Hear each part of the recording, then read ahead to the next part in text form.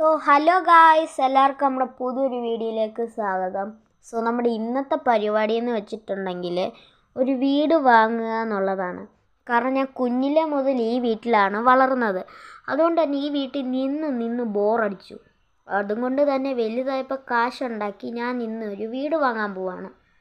അതിന് വേണ്ടിയിട്ട് ഞാൻ രമേശനെ വിളിച്ചിട്ട്, അയ്യോ വണ്ടി ഇടിച്ചല്ലോ, കുഴപ്പമില്ല, നമ്മുടെ ഇരിക്കുന്ന ഡിഫൻഡറാണ്, നമ്മളെ ഡിഫെൻഡ് ചെയ്യും. ഓക്കെ, ഞാൻ പറഞ്ഞു തന്നെന്ന് വെച്ചിട്ടുണ്ടെങ്കിൽ നമ്മൾ രമേശനെ വിളിച്ചിട്ടുണ്ടായിരുന്നു. അപ്പോൾ രമേശൻ പറഞ്ഞതെന്ന് വെച്ചിട്ടുണ്ടെങ്കിൽ, എടാ നിൻ്റെ കയ്യിൽ ഒരു 60 ലക്ഷം രൂപ എടുക്കാനുണ്ടെങ്കിൽ ഞാൻ ജോലി ചെയ്യുന്ന പെട്രോൾ പമ്പിലേക്ക് പോയി ഞാൻ നിന്നെ ഒരു വീട് കാണിക്കാൻ വേണ്ടി കൊണ്ടുപോകാൻ എൻ്റെ അടുത്ത് പറഞ്ഞു. അപ്പോൾ ഞാൻ ഓക്കെ എന്ന് പറഞ്ഞു. പക്ഷെ ചെല്ലുന്നാട്ട് മുമ്പേ എനിക്ക് വേറൊരു വീട് നോക്കുകൊണ്ട് ഫസ്റ്റ് നമ്മൾ നോക്കാമെന്ന് പറഞ്ഞ ആ വീട്. അപ്പോൾ ആ വീട്ടിലേക്ക് എത്തിയിരിക്കുകയാണ്. ഇവിടെ വണ്ടി പാർക്ക് ചെയ്തിട്ടേക്കാം. ഓക്കെ, അങ്ങനെ നമ്മൾ വണ്ടി ഇവിടെ പാർക്ക് ചെയ്തിട്ടുണ്ട്. വീട് വെളിയിൽ നിന്ന് നോക്കുമ്പോൾ ഭയങ്കര വലുതായിട്ടൊക്കെ തോന്നുന്നുണ്ട്. ഇനിയിപ്പം യഥാർത്ഥ അവസ്ഥ ഉള്ളിലോട്ട് കയറിയാലേ അറിയത്തുള്ളൂ. വെളിയിലായിട്ടൊരു സ്വിമ്മിംഗ് പൂളുണ്ട്, കുഴപ്പമില്ല എന്ന് പറയാം. പിന്നെ ഒരു കാർ പോർച്ചില്ല, വലിയൊരു പ്രശ്നമാണ്. ഞാൻ ഇനി ഒരു കാർ വാങ്ങുന്നുണ്ട്. ഇവിടെ ഒരു ബെഡ്റൂം ഉണ്ട് കയറി വരുന്നിടത്ത്. ഇവിടെ ഒരു കാലിയായിട്ട് കിടക്കുന്ന റൂമും ഉണ്ട്. അപ്പം പ്രത്യേകിച്ച് എന്താ പറയുക, ഉപയോഗമൊന്നുമില്ലാത്ത ആ റൂമിലേക്ക് ആരും കയറാറില്ലെന്ന് തോന്നുന്നു. ഓക്കെ, ഇവിടെ ഒരു കിച്ചണുണ്ട്. കിച്ചണിലേക്ക് വേണ്ട ഒന്നും തന്നെ ഇല്ല. പിന്നെ ഇവിടെ വെളിഭാഗമൊക്കെ കാണാൻ വേണ്ടിയിട്ട് ഉണ്ടാക്കിയിട്ടിരിക്കുന്നൊരു റൂം. ഞാൻ വരുന്ന അറിഞ്ഞുകൊണ്ട് ഇവർ വൃത്തിയാക്കിയിട്ടുണ്ട്, നല്ല വൃത്തി. പിന്നെ ബാത്റൂമിലൊരു കസാരയൊക്കെ എന്തിനാണാവോ. ഫാൻ, ഇച്ചിരി ആശ്വാസമുണ്ട്.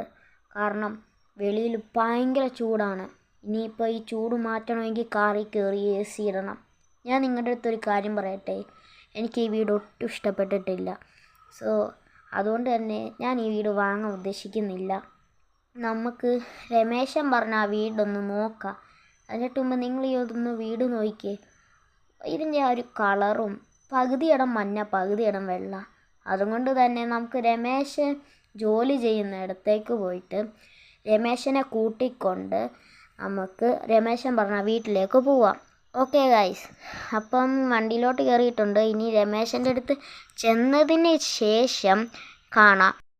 എടാ രമേശ, നീ പറഞ്ഞ ഇടത്തോട്ട് പോയാലോ ആ വീട് നോക്കാൻ? പോവാ. അതിൻ്റെ മുമ്പേ നീ പോയി എൻ്റെ ബൈക്ക് എടുത്തിട്ട് വാ. എന്തിനാടാ ബൈക്ക് എടുക്കുന്നേ? അതിനൊരു കാരണമുണ്ട്. ഞാൻ കാറിനകത്ത് കയറിക്ക് എന്നെ ഛർദ്ദിക്കും. ഓക്കെ ഗൈസ്, ഇപ്പോൾ പറയുന്നതെന്ന് വെച്ചിട്ടുണ്ടെങ്കിൽ ഇവൻ്റെ ബൈക്കിൽ നമുക്ക് ആ വീട്ടിലോട്ട് പോകാമെന്നാണ്. രമേശ കയറുക.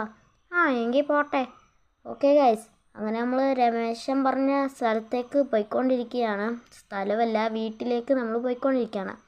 രമേശ, ഞാൻ ഒരു കാര്യം ചോദിച്ചോട്ടെ, ആ വീട് വലുതാണോ? നീ പേടിക്കണ്ട, അത് നല്ല വലുതാ. ഓക്കെ, അങ്ങനെ നമ്മൾ ഇവൻ പറഞ്ഞ വീട്ടിലേക്ക് എത്തിയിരിക്കുകയാണ്. ഇതൊരു ഓട്ടോമാറ്റിക് തുറക്കുന്ന ഗേറ്റൊക്കെയാണ് കേട്ടോ. രമേശ, നീ ഇവിടെ നിൽക്ക്, ഞാൻ പോയിട്ട് വരാം.